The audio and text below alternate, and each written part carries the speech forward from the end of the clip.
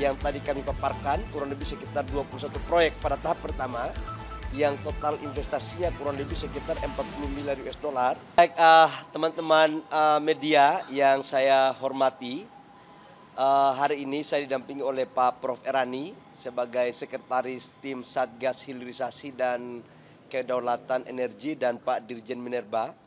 Kami baru selesai rapat bersama Bapak Presiden dengan seluruh anggota Satgas Hilirisasi yang terdiri dari beberapa kementerian dan juga ada Panglima, Pak Menan dan Pak Kapolri, di mana kami telah memutuskan tahap pertama hilirisasi yang ditargetkan kurang lebih sekitar 618 miliar US dollar untuk di tahun 2025 yang tadi kami paparkan kurang lebih sekitar 21 proyek pada tahap pertama yang total investasinya kurang lebih sekitar 40 miliar US dollar.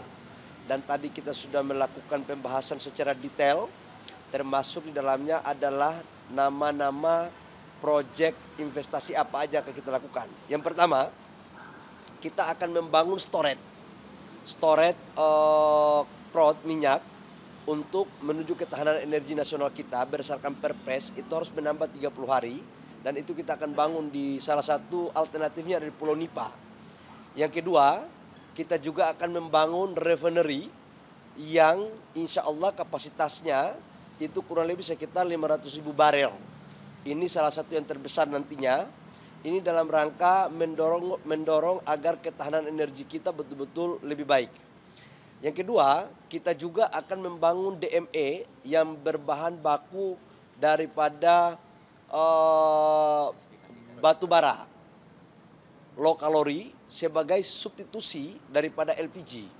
Ini kita akan lakukan agar betul-betul produknya bisa dipasarkan dalam negeri sebagai substitusi impor. Yang lain-lain saya pikir teman-teman termasuk dalamnya adalah bagaimana meningkatkan nilai tambah pada proses tembaga, kemudian di nikel dan juga boksit untuk sampai dengan alumina. Kemudian di sektor pertanian, di sektor perikanan juga masuk tadi, termasuk di sektor kehutanan. Saya pikir itu sebagai informasi awal yang perlu saya sampaikan. Silakan kalau ada yang mau ditanyakan. Pak, soal DME tadi Pak, sebelumnya kan sudah ada investor dari Asus di luar ya Pak, kabarnya ada investor dari Cina, mungkin boleh dijelaskan Pak? Saya ingin menjelaskan bahwa tahun-tahun sebelumnya DME ini sudah pernah kita lakukan dan bahkan sudah pernah melakukan groundbreaking, tapi waktu itu investornya dari Air Product itu kemudian mundur.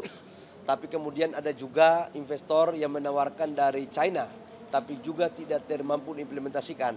Sekarang kita tidak butuh investor. Negara semua lewat kebijakan Bapak Presiden memanfaatkan resource dalam negeri. Yang kita butuh mereka adalah teknologinya. Jadi hari ini teknologi yang kita butuh, uangnya, capex-nya semua dari pemerintah dan dari swasta nasional. Kemudian bahan bakunya dari kita, off-taker-nya pun dari kita. Jadi saya pikir kali ini nggak ada lagi ketergantungan kepada pihak lain. Gitu. Salah satu di antaranya adalah Danantara. Lokasinya di Sumatera Selatan, kemudian di Kalimantan Timur, Kalimantan Selatan. Ada 3 atau 4 proyek yang akan kita dorong DME secara paralel.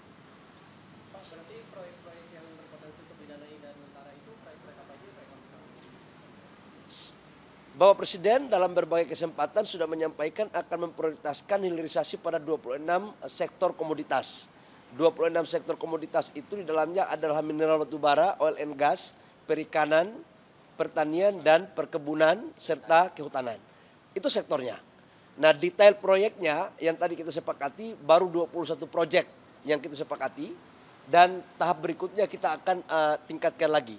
Sudah barang tentu proyek yang ditawarkan tadi itu sudah merupakan bagian yang sudah kita seleksi dan insya Allah sudah lebih cepat untuk bisa diimplementasikan.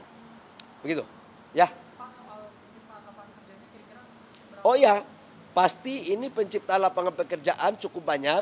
Angka-angkanya nanti kita akan umumkan pada kesempatan yang lain. Tapi yang jelas ini kita blending antara padat karya dan padat teknologi. Yang jelas tujuan investasi itu kan dalam rangka menciptakan lapangan pekerjaan yang berkualitas, menciptakan nilai tambah dan meningkatkan pendapatan negara serta pertumbuhan ekonomi nasional kita.